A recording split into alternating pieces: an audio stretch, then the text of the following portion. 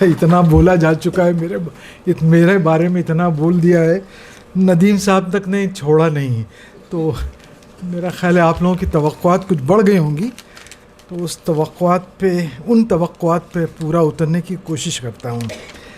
بڑا مسئلہ ہے کتابوں کا مسئلہ بہت ہے، آج کل تو کچھ زیادہ ہی ہو گیا ہے۔ میں اس لیے بھی کہہ رہا ہوں کہ اردو کے سلسلے میں تو آج انقلاب میں اداریہ میں لکھا ہے کہ اردو دنیا کے 11ویں نمبر پر ہے، اردو اپنی مقبولیت کی وجہ سے 11ویں نمبر پر ہے اور ہندوستان میں 7ویں نمبر پر ہے۔ تو اردو والوں کو کوئی بہت زیادہ خوش نہیں ہونا چاہیے کہ صاحب اردو ہے جس کا نام ہم ہی جانتے ہیں، داغ سارے جہاں میں دھوم ہماری زباں کی ہے، یا ہندوستان میں دھوم ہماری زباں کی ہے۔ دھوم کچھ نہیں ہے دوستو، اردو کے چاہنے والے کم سے کم ہوتے جا رہے ہیں۔ البتہ یہ کہ کچھ لوگوں کی مخلصانہ کوشش ہے، جس میں یہ عارفوں کے غلام بھی ہیں، ان کی کوششوں سے اگر کچھ تھوڑا سا فرق پڑتا ہے تو بہت اچھی بات ہے، اور ہم بھی پوری کوشش کر رہے ہیں کہ بھائی اردو بولیں۔ حالانکہ میں نے اردو میں کوئی ڈگری نہیں لی ہے، میں سوشیولوجی کا طالب علم رہا ہوں، لیکن اردو میڈیم اسکول سے پڑھنے کا جو فیصلہ میرے والدین نے کیا تھا، اس کے لیے میں ہمیشہ ان کا ممنون رہوں گا۔ یہ جو سرگشتہ سے پھرتے ہیں کتابوں والے، فراز کا بڑا اچھا شعر ہے، یہ جو سرگشتہ سے پھرتے ہیں کتابوں والے، ان سے مت مل کہ انہیں روگ ہیں خوابوں والے۔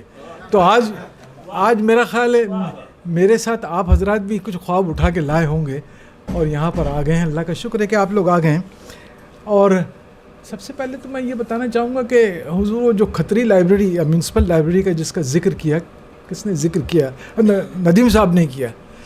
وہ سب سے پہلے اس نے انسپائر کیا، اس سے تھوڑا اور بچپن میں مجھے انسپائر کیا میری دادی نے، جس کو ندیم صاحب نے دیکھا ہوگا۔ میری دادی ذرا پڑھی لکھی تھیں، والدین اتنے پڑھے لکھے نہیں تھے، لیکن میری دادی پڑھی لکھی تھیں۔ انہیں علامہ اقبال کا کلام بہت پسند تھا اور وہ شکوہ پورا انہیں یاد تھا، تو وہ شکوہ پڑھتی تھیں جھولا جھولتے ہوئے، اور ہم سنتے تھے، ہم بہت چھوٹے سے تھے۔ انہیں نعتیہ کلام پسند تھا، اور اس نعتیہ کلام کی وجہ سے انہوں نے وہ پورے محلے میں نور بی بی ماں مشہور ہو گئی تھی، نعتیہ کلام شوق سے پڑھتی تھی، گنگناتی تھی، اور کبھی کبھی وہ نعتیہ کلام ڈھونڈنے کے لیے بھنڈی بازار کی دکانوں پہ جاتی تھی ساتھ لے کے مجھے۔ پھر سوچیے کیسی عورتیں ہوں گی، برقع پہنے ہوئے، ایک چھوٹے سے بچے کو ہاتھ میں لیے نعتیہ کلام کی کتابیں ڈھونڈ رہی ہیں، اور ہم شکایت کرتے کہ بھائی ہم کو بھی دلاؤ، تم ابھی پڑھنے لائق نہیں ہوئے، گدھے چپ چاپ بیٹھو، اور ہمیں کچھ چھوٹی چھوٹی کہانیوں کی کتاب دلا دیتی تھی۔ وہ کہانیوں کی کتابوں نے ہمیں جو ہے انسپائر کیا کہ صاحب واقعی کچھ چیز ہے جو پڑھنی چاہیے۔ گھر میں اس وقت 2 رسالے آتے تھے، ایک تھا آستانہ، جس کے مدیر کا نام میں آج تک بھول نہیں سکا، صاحبزادہ مستحسن فاروقی۔ بولنے میں بڑی تکلیف ہوتی تھی، لیکن صاحبزادہ مستحسن فاروقی لکھتے بہت اچھا تھے۔ اور ایک دین و دنیا کا رسالہ تھا، شوکت فہمی۔ تو یہ ہم لوگ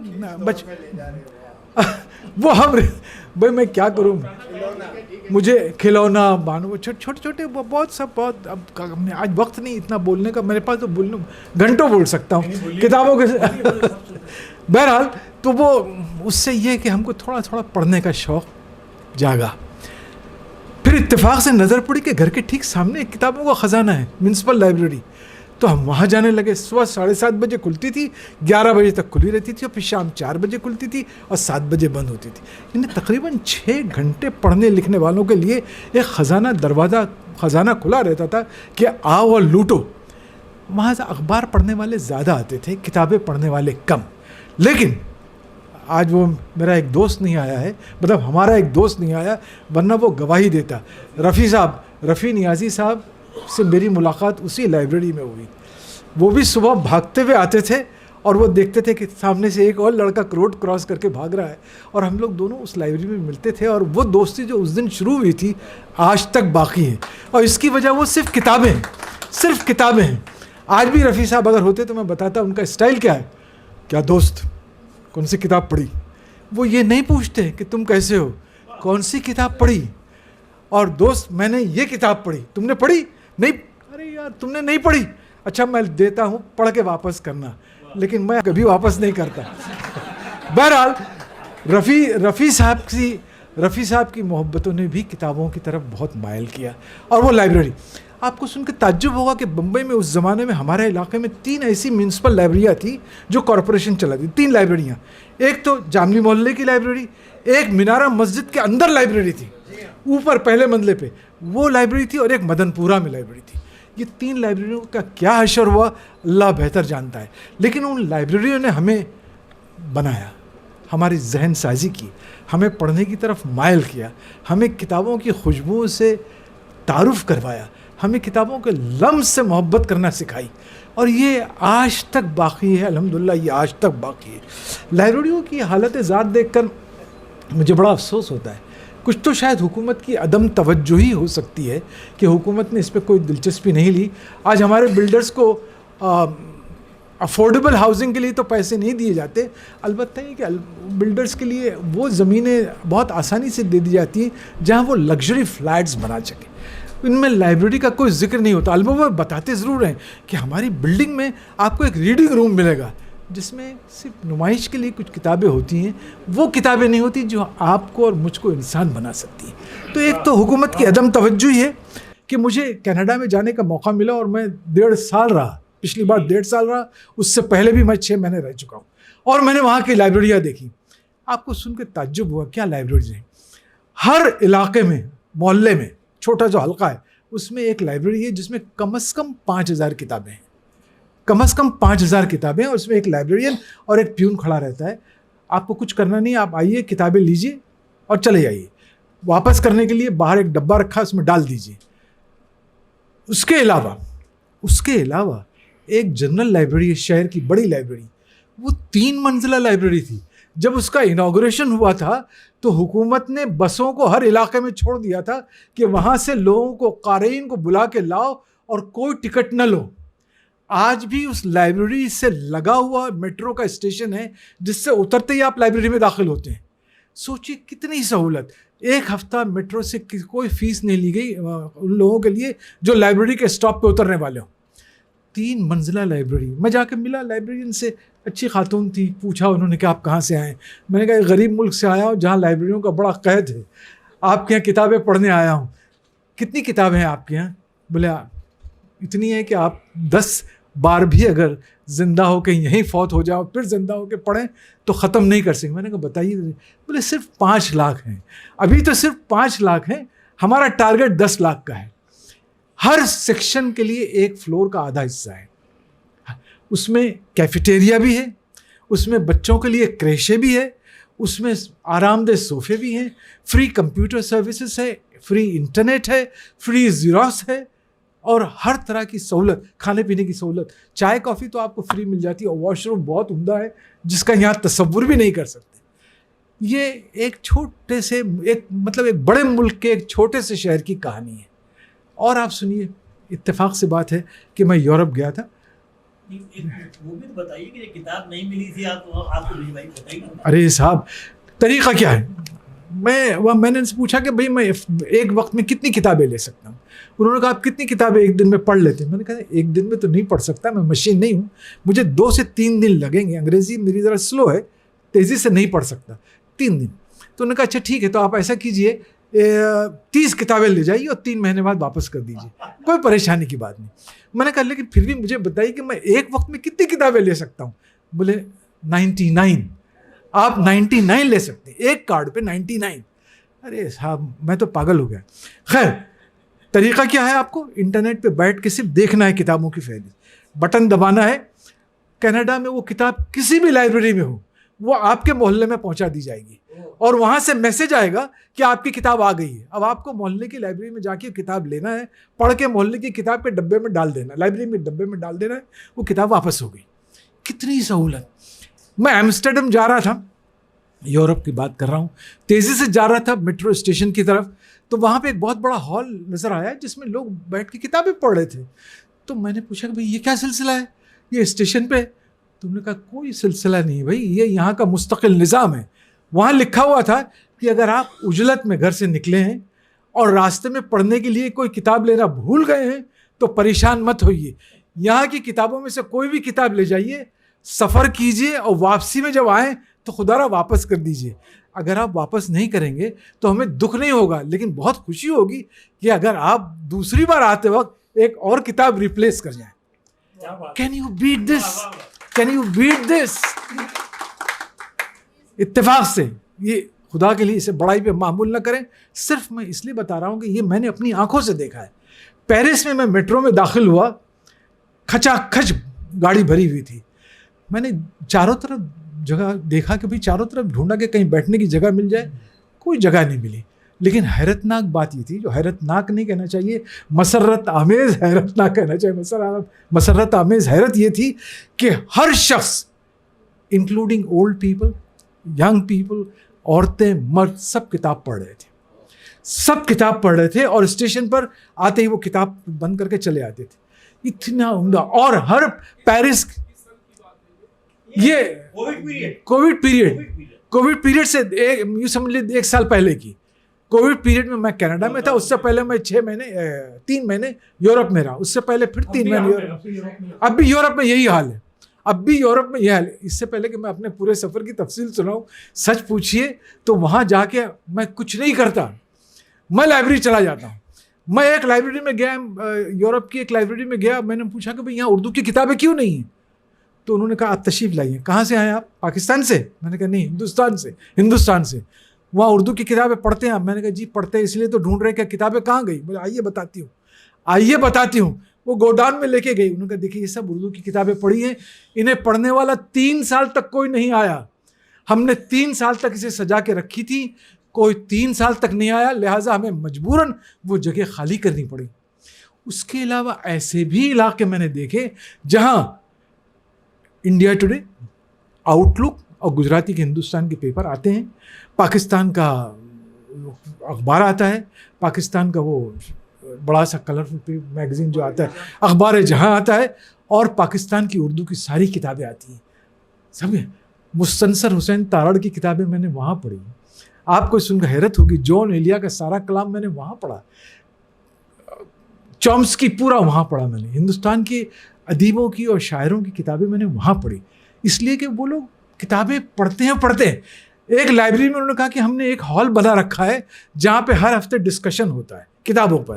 ایک ہال بنا رکھا ہے جہاں پہ وہ کانسرٹ کرتے ہیں. ایک مزیدار ہال ایسا ہے جس میں مختلف موسیقی کے ساز رکھے ہیں کہ بچے آئیں یا بڑے آئیں وہاں پہ اپنا بجائیں, پیانو بجائیں, وائلن بجائیں. چھوٹا سا ایک سوئمنگ پول ہے, ایک جگہ بہت کھانے کا انتظام ہے, عمدہ باقاعدہ کیفیٹیریا ہے. والدین اپنے بچوں کو لے کر آتے ہیں صبح اور جاتے ہیں شام کو لوٹ کے, اس لیے کہ پورا دن وہ بچوں کے لیے کھیل کود نہیں, وہاں پڑھائی کا انتظام ہے.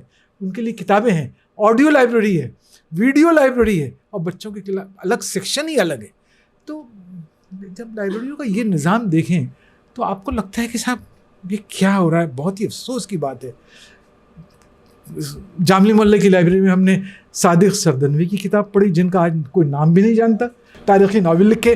نسیم حجازی کی تو خیر بہت ساری کتابیں پڑھی. دارالترجمہ, کتب خانہ آصفیہ کی ساری کتابیں جاملی محلے کی لائبریری میں تھیں, ساری کتابیں لائبریری میں تھیں. انہیں حیرت ہوتی ہے کہ یہ کیا ہے.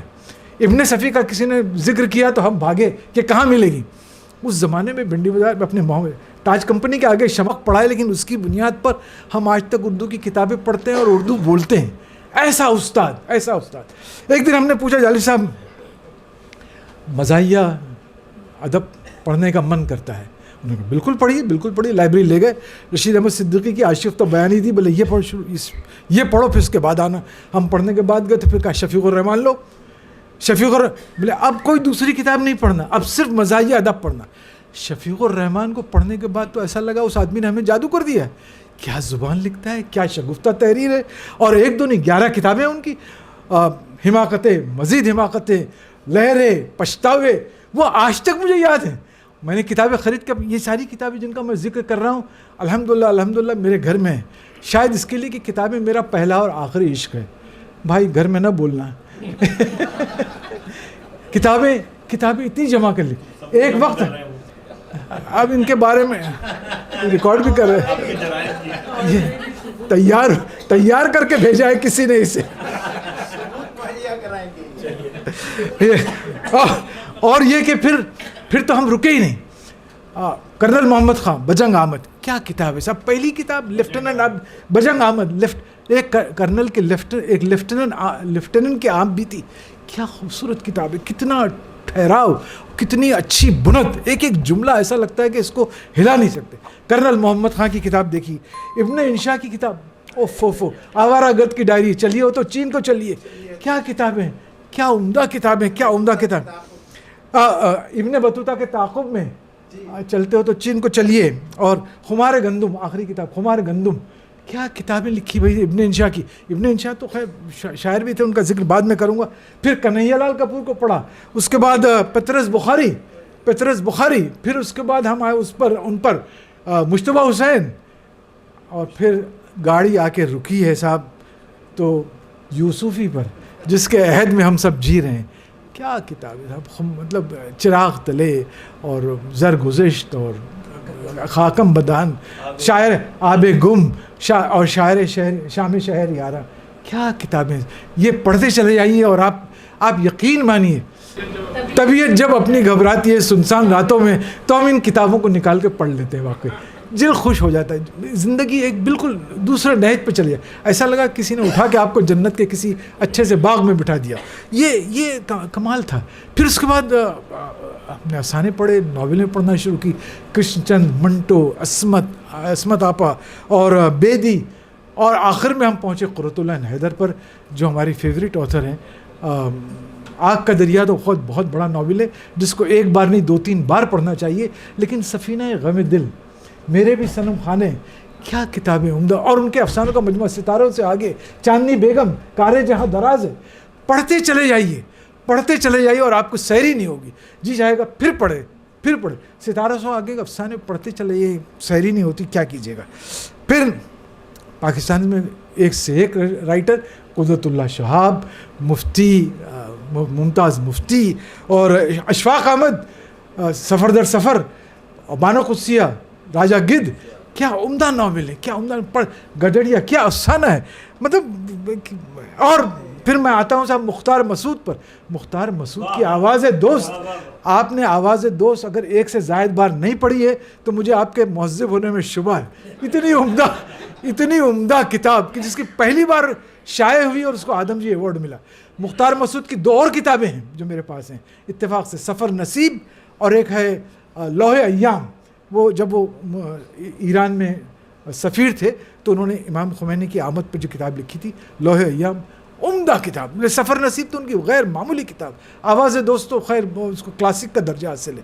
مختار مسعود صاحب جو تھے, ان کی بات سناؤں تو آپ کو یقین نہیں آئے گا. انہوں نے آخر وقت میں اپنی پوری پونجی جمع کی, 10 کروڑ روپے ان کو ملے. 10 کروڑ روپے لے کے وہ کشمیر فاؤنڈیشن میں گئے. یہ مشہور واقعہ, کشمیر فاؤنڈیشن میں گئے. جی 10 کروڑ. مختار مسعود صاحب جو تھے ایک بنیادی طور پر بیوروکریٹ تھے, لیکن انہوں نے بڑا کام کیا اردو ادب کے لیے. غضب کی کتابیں لکھی.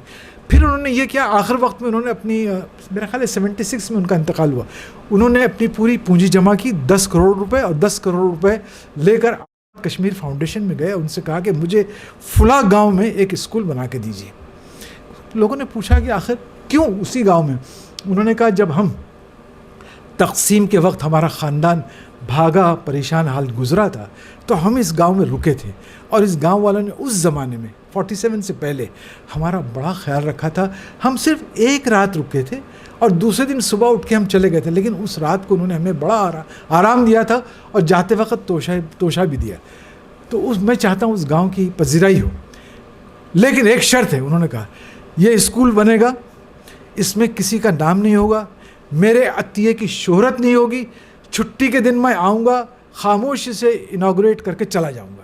وہ خاموشی سے آئے, انہوں نے کلاس روم میں ایک بار بسم اللہ الرحمن الرحیم لکھا.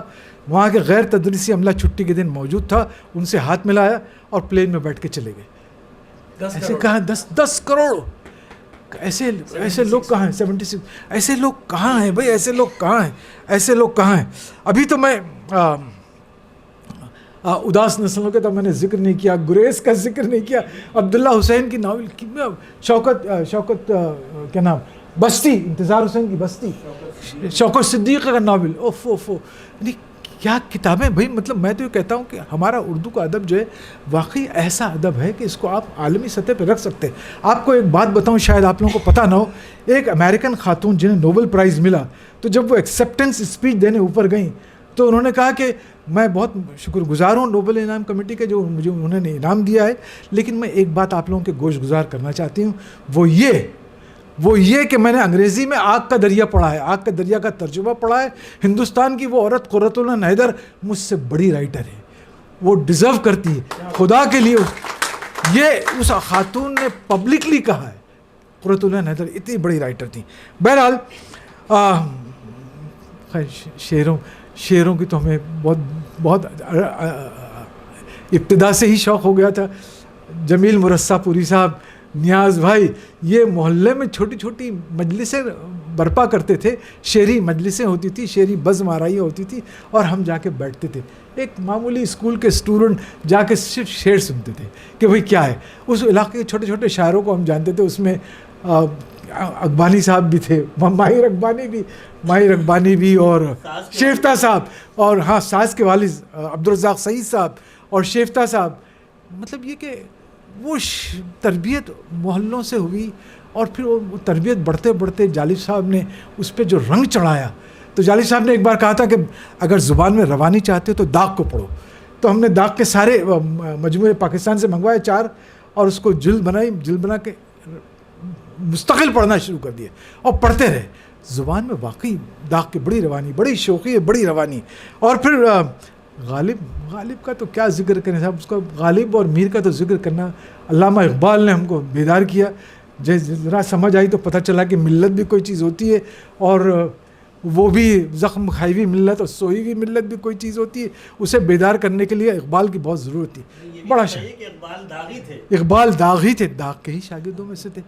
آج بھی خدا گواہ ہے، اور ایک گواہ ساتھ بھی لایا ہوں، غالب اور اقبال میرے سراہنے رہتے ہیں. اتنے بڑے شاعر ہیں، اس کو بار بار پڑھنے کی ضرورت ہے.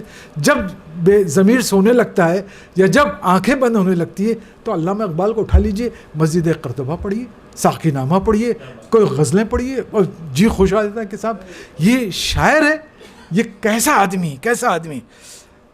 خیر پھر استاد جگر اور مومن یہ بھی پڑھا.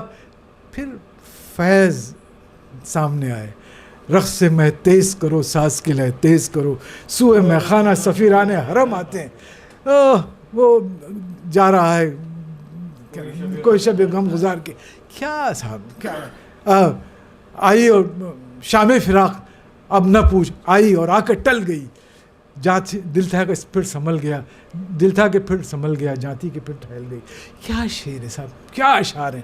پڑھتے چلے جائیے. فیض کے بارے میں بھی آپ کو ایک دلچسپ بات بتاؤں کہ نوبل کمیٹی نے فیض کا نام فائنل کر دیا تھا کہ اردو کے اس شاعر کو نوبل پرائز ملے گا. لیکن اس سے پہلے کہ مہر سب کی جاتی، اس سے پہلے کہ منظوری دی جاتی، باقاعدہ فیض صاحب کا انتقال ہو گیا.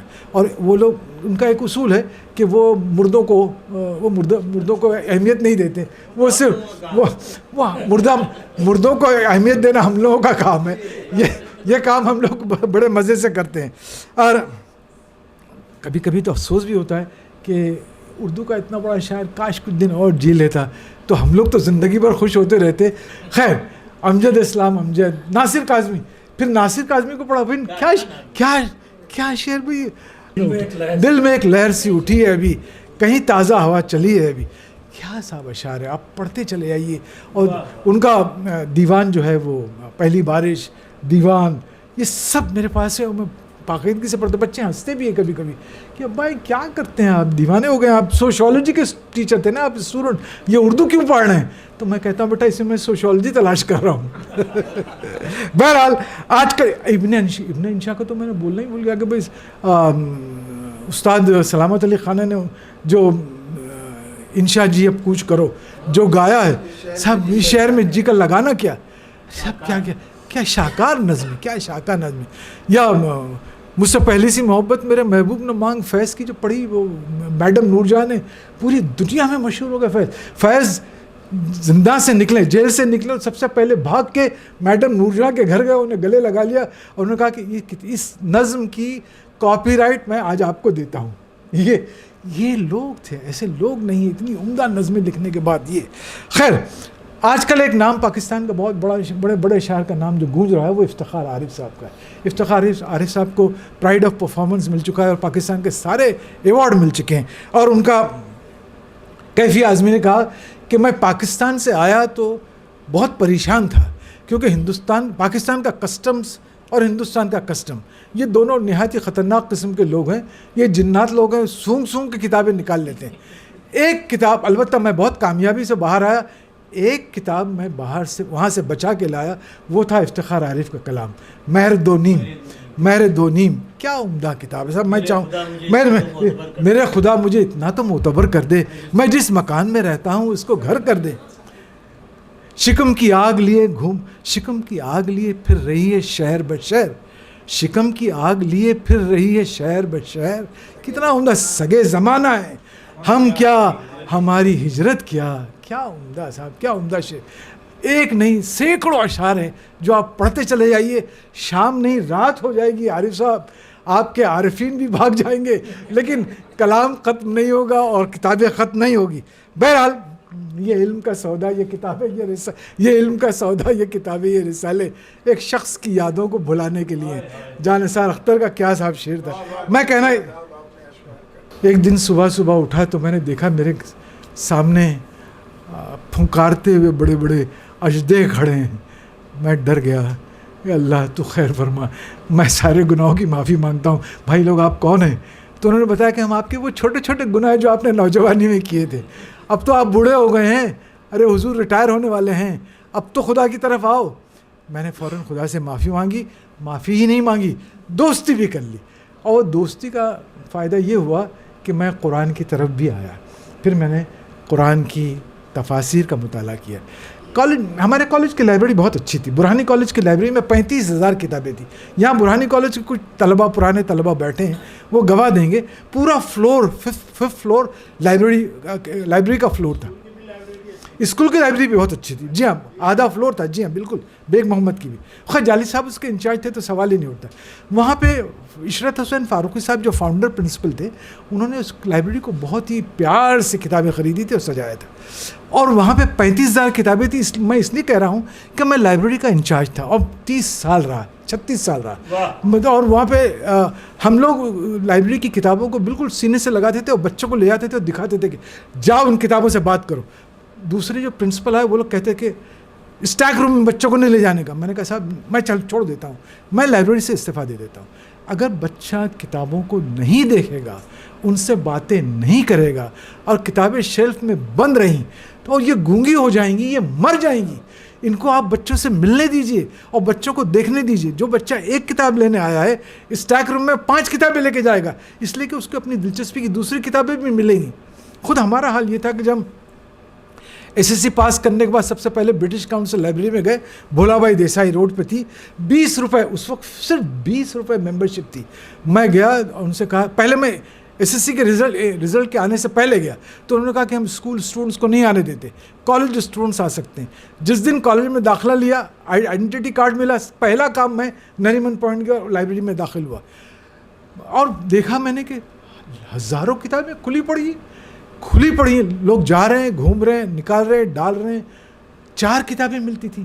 آج تو صاحب کالجز اور اسکول کی لائبریریوں کا حال میں آپ سے کیا بتاؤں. میں ایک اسکول میں گیا, سچ کہہ رہا ہوں, اسکول میں گیا, وہ ٹرسٹی ہمارے دوست سے میں نے ان سے کہا کہ ذرا لائبریری کا رجسٹر منگوائیے. تو انہوں نے بچوں کا رجسٹر منگوایا. میں نے کہا بچوں کا نہیں, ٹیچرس کا رجسٹر منگوائیے. پورے سال میں کسی ٹیچر نے, اس اسکول میں تقریباً 30 سے 35 ٹیچر تھے, پورے سال میں کسی ٹیچر نے ایک بھی کتاب ایشو نہیں کی تھی. یہ حالت ہمارے اساتذہ کی. میں آپ کو ایک اور دلچسپ بات بتاؤں. بامبے یونیورسٹی کا ایک قانون تھا کہ جو لیکچررز ہیں کالجز میں پڑھاتے ہیں ان کو یونیورسٹی لائبریری فری ہے. ہم کو صرف ایک فارم بھرنا ہوتا تھا جس پہ پرنسپل کی دستخط ہوتی تھی, ہم جا کے یونیورسٹی میں دے دیں, ہم پھر اس کے بعد 4 کتابیں لے آ سکتے تھے. برس تک میں کلینا کیمپس, اس سے پہلے فاؤنٹن کے کیمپس میں اور کلینا کیمپس سے کتابیں لیتا رہا, 4 کتابیں, اور بڑے مزے سے پڑھتے رہے. اب تو خیر سنتے ہیں کہ اس کی انہوں نے فیس بھی لگا دی.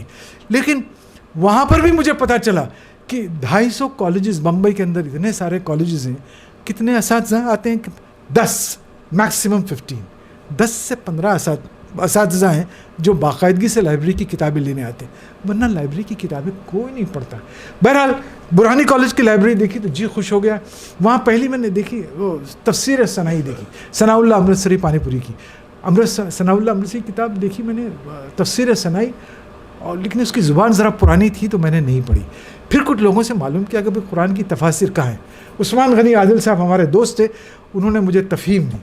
تفہیم القرآن کی زبان پڑھنے کے بعد میں تو ان کی مولانا مودودی کی زبان کا عاشق ہو گیا۔ پھر ان کی بہت ساری کتابیں پڑھی، الجہاد فی الاسلام اور پردہ، تو ان کی غیر معمولی کتابیں، لیکن باوجود ان سے اختلاف کے یہ حقیقت ہے کہ تفہیم نے ہزاروں نہیں لاکھوں نوجوانوں کو قرآن کی طرف راغب کیا، یہ ہزاروں نہیں لاکھوں نوجوانوں کو قرآن کی طرف راغب کیا۔ تفہیم پڑھنے کے بعد جی خوش ہو گیا۔ میں نے پھر دوسری تفسیریں بھی دیکھی ہیں، تدبر قرآن امین حسن اصلاحی صاحب کی، پھر دعوت شمس پیرزادہ صاحب کی دعوت القرآن، اور وحید الدین خان صاحب نے بھی ایک تفسیر لکھی ہے تذکیر القرآن۔ یعنی آپ پڑھتے چلے جائیے، آپ کو ایک عمر ناکافی لگتی ہے تفسیر پڑھنے میں۔ آخر میں اب میں اس نتیجے پہ پہنچا ہوں کہ سب سے اچھی تفسیر علماء کے نزدیک تو بیان القرآن ہے، مولانا اشرف علی تھانوی کی، بڑی گہری تفسیر ہے، لیکن یہ کہ اس کی زبان ذرا مشکل ہے اور مختصر، انہوں نے بہت ہی اختصار کے ساتھ گہری باتیں کرنے کی شروع کی، اجمال ہے اس میں، اجمال ہے، جب تک کسی عالم دین کے ساتھ نہ بیٹھے وہ سمجھ نہیں سکتے۔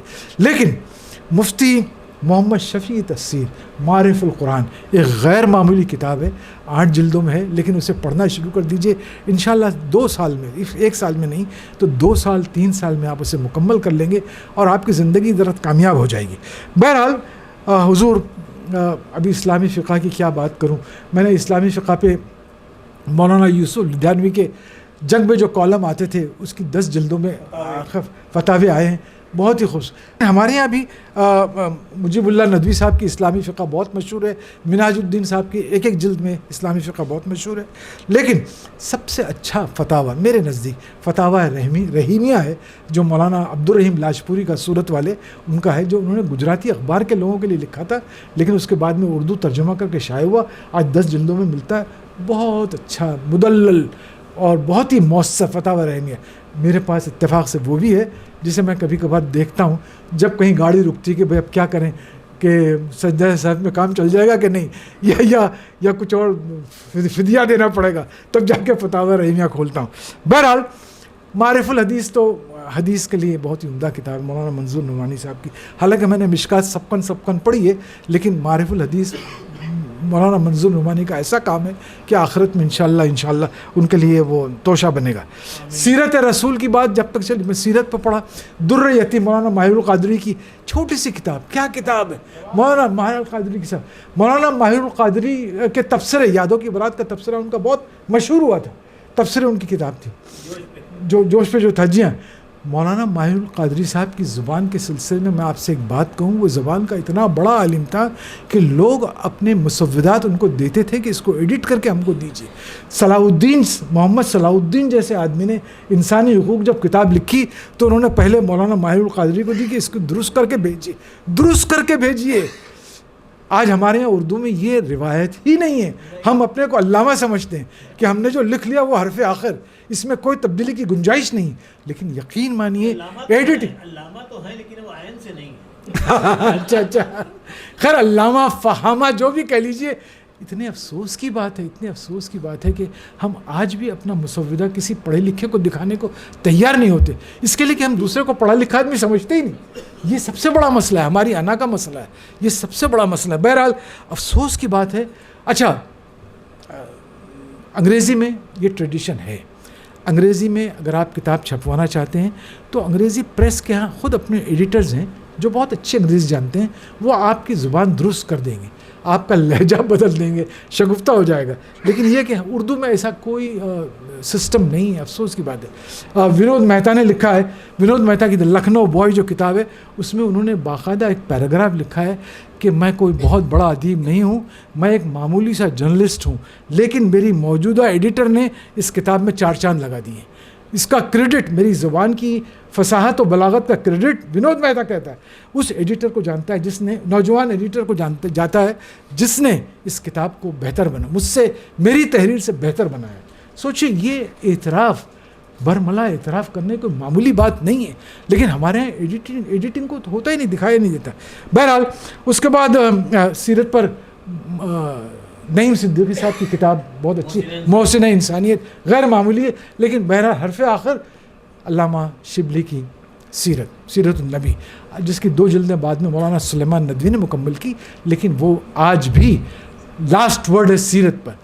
سیرت سے علامہ شبلی کا جب ذکر ہوتا ہے تو میں کبھی کبھی سوچتا ہوں، میں شبلی منزل گیا ہوں، دارالمصنفین گیا ہوں، اور میں نے دیکھا ہے کہ علامہ شبلی نے کیسا منصوبہ اتنے سال پہلے بنایا تھا کہ مجھے اسلامیات پہ اتنا سارا کام کرنا ہے.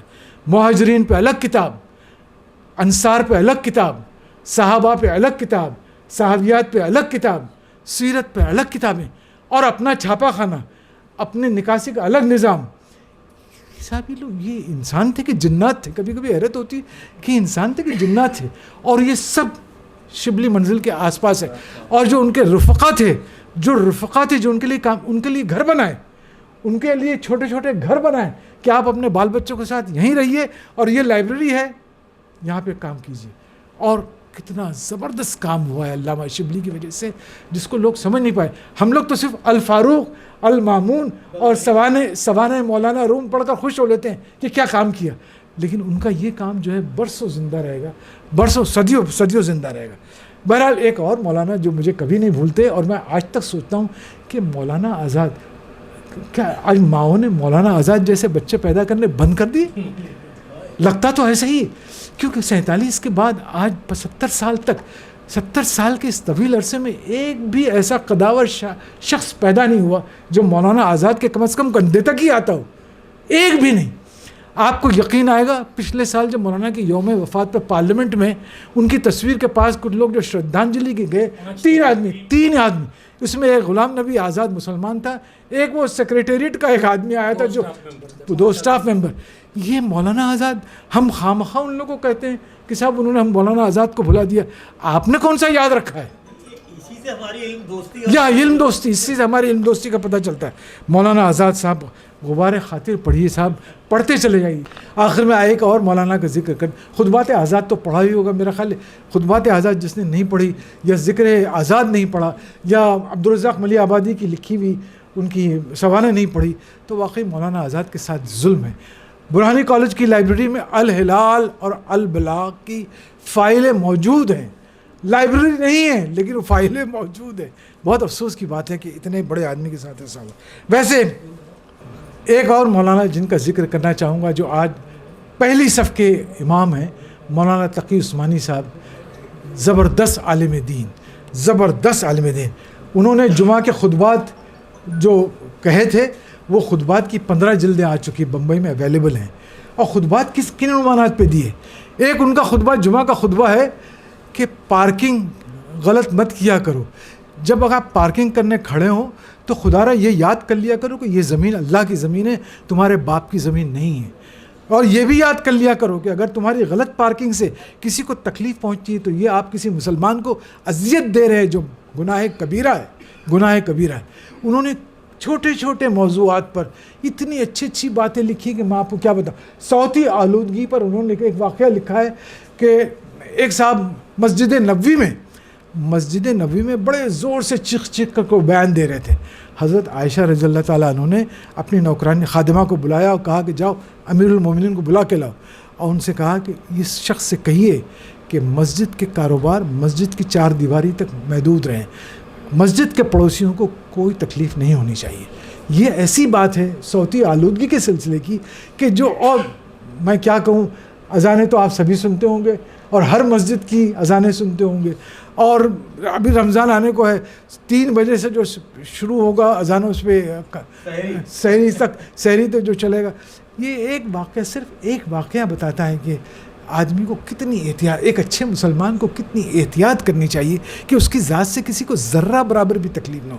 مولانا تقی عثمانی صاحب کے خطبات پڑھیے. اچھا، ان کا سفر نامہ دنیا میرے آگے، جہان دیدہ، غیر معمولی کتاب ہے. جہان دیدہ پڑھے، جی خوش ہو جاتا ہے. روحانی سفر ہے, جہاں جاتے ہیں وہاں جو صحابہ مدفون ہیں یا جو تابعین مدفون ہیں ان کا ذکر کرتے ہیں, اور وہ وہاں تک کیسے پہنچے اس کا ذکر کرتے ہیں, کب ان کا انتقال ہوا اس کا ذکر کرتے ہیں. چلتی پھرتی تاریخ ہے. اندلس کا سفر نامہ ان کا پڑھیے, کیا کتابیں صاحب. میں تو کبھی کبھی سوچتا ہوں کہ اللہ خیر فرمائے.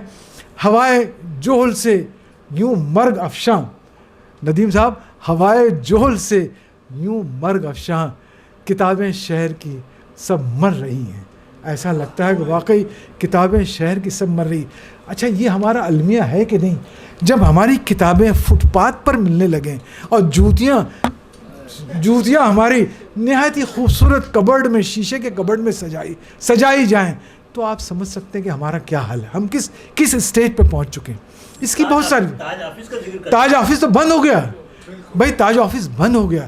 ارے آپ یہ کہتے ہیں اردو, دہلی کا اردو بازار بند ہو گیا. ابھی میں صرف دو کتابوں کی صرف دو. میرا بچہ گیا تھا, میں دہلی بھیجا ان کو کتابیں لے آنے کے لیے. اس نے کہا ابا دکانیں بند ہو گئی, سب کبابیوں نے خرید لی ہیں. جوگیشوری میں آئیے آپ دیکھیے, لائن سے دکانیں, ہوٹلیں کھل گئی, لائن سے ہوٹلیں کھل گئی جو رات کے 12-1 بجے تک کھلی رہتی ہیں, اور لوگ 2 ہاتھوں سے پیسہ لٹاتے ہیں. باہر ویٹنگ ہوتا ہے. یہ کرلا میں بھی ہے, یہ بھیونڈی میں بھی ہے. یہ کون سا مسلمانوں کا علاقہ جان نہیں ہے. الحمدللہ ہم لوگ کھانے پینے کے بہت شوقین ہیں اور لذیذ کھانے پسند کرتے ہیں, اور اکیلے نہیں کھاتے, ہم سب کو لے جاتے ہیں کھلانے, ہم سب کو لے جاتے ہیں. کبھی کبھی تو بال بچوں کو بھی لے جاتے ہیں, دوستوں کو بھی لے جاتے ہیں. ہمارے پاس بہت پیسہ ہے. کتابیں, یہ کتابوں کی کیا بات کرتے ہو یار, جاہل ہو گئے تم. مطلب کتابوں کی بات کرو تو لوگ کہتے ہیں سب جاہل ہو گئے, آؤٹ ڈیٹڈ. اس کا ایک بنیادی وجہ یہ بھی ہے دوستوں, میرا خیال ہے ایک بنیادی وجہ یہ بھی ہے کہ ہماری ترجیحات بدل گئی. جو عارف صاحب نے کہا تھا ترجیحات بدل. آج ہم انجینئرنگ پڑھیں گے, میڈیسن پڑھیں گے, لیکن کتابیں نہیں پڑھیں گے. ہم صرف ڈگری کے لیے پڑھیں گے, ہم کسی اور ادب کے لیے نہیں پڑھیں گے. ہمیں تہذیب سے کوئی دلچسپی نہیں, ہمیں انسان سازی سے کوئی دلچسپی نہیں, ہمیں ہماری جمالیاتی حص سے کوئی دلچسپی نہیں, ہمیں اپنے ذہنی اور روحانی عروج سے کوئی دلچسپی نہیں. کتابیں جو صدیوں کا بوجھ اٹھائے ہمارے سر پر سایہ فگن ہے, ان سے ہمیں کوئی دلچسپی نہیں. کتابیں جو ہماری تنہائی کی رفیق ہیں, ان سے ہمیں کوئی دلچسپی نہیں. کتابیں جو ہماری رازدار ہیں, ندیم ہیں, جو ہماری دوست ہیں, ان سے ہمیں کوئی دلچسپی نہیں. ہمیں دلچسپی صرف ڈگری سے ہے, پیسے سے ہے, ترقی سے ہے. ایک ایسی ترقی جو پرفریب تو ضرور ہے, لیکن وہ ہمارے لیے کسی نجات کا ذریعہ نہیں بن سکتی. میرے گھر میں 4 الماریاں کتابوں کی بھری تھی, تقریباً 2,500 سے 3,000 کتابیں تھیں. میں نے دوستوں سے کہہ رکھا ہے, اور میں خود بھی یہ باقاعدگی سے پریکٹس کرتا تھا. حالانکہ تنخواہ کم تھی, کوشش یہ ہوتی تھی کہ ہر مہینے کم از کم 1 کتاب خریدی جائے. میں 2 خریدتا تھا, کبھی 3 خریدتا تھا, کہ نہیں کتابیں خریدنی چاہیے. اس کی وجہ سے 25-30 برسوں میں, مطلب شادیوں کے تو بہت عرصہ ہو گیا, اتنی ہزارہ کتابیں جمع ہو گئی کہ ایک دن بچوں نے شام کو عدالت عالیہ بلائی اور کہا کہ ابا اب یہ کتابیں بند. یہ کتنی ساری 4 کبرڈ, ہم لوگ رہیں گے کہاں؟ میں نے کہا بیٹا کتابوں کے بغیر میں نہیں رہ پاؤں گا نا. اگر کتابیں رہیں گی تو کتابیں رہیں گی اور میں بھی رہوں گا, اگر کتابیں نہیں رہیں گی تو میں کہاں رہوں گا. انہوں نے کہا یہ ابھی ہم کو گھر سجانا ہے. میں نے کہا یار ایسا مت کرو تم لوگ خدا کے لیے. بہرحال وہ بچوں کے سامنے میں ہار گیا. آدمی بچوں کے سامنے ویسے بھی ہار جاتا ہے. یہ گواہ ہے اللہ کے بندے, ان لوگوں نے کتابوں کو کہا آپ ایسا کیجئے, جو کتابیں آپ نہیں پڑھتے ہیں یا جو پڑھ چکے ہیں, جن کی آپ کو ضرورت نہیں پڑتی, ان کتابوں کو آپ دوسری لائبریریوں میں دے دیجیے. خیر میں نے کچھ دے دی. اب 1,000-1,500 کتابیں رہ گئی ہیں, اور کبھی کبھی سوچتا ہوں کہ میرے جانے کے بعد ظاہر ہے کبھی نہ کبھی تو جاؤں گا, میرا کیا ہوگا. ان کے لیے میں نے کہا ہے قبروں میں نہیں ہم کو کتابوں میں اتارو, قبروں میں نہیں ہم کو کتابوں میں اتارو. ہم لوگ محبت کی کہانی میں مرے ہیں, ہم لوگ محبت کی کہانی میں.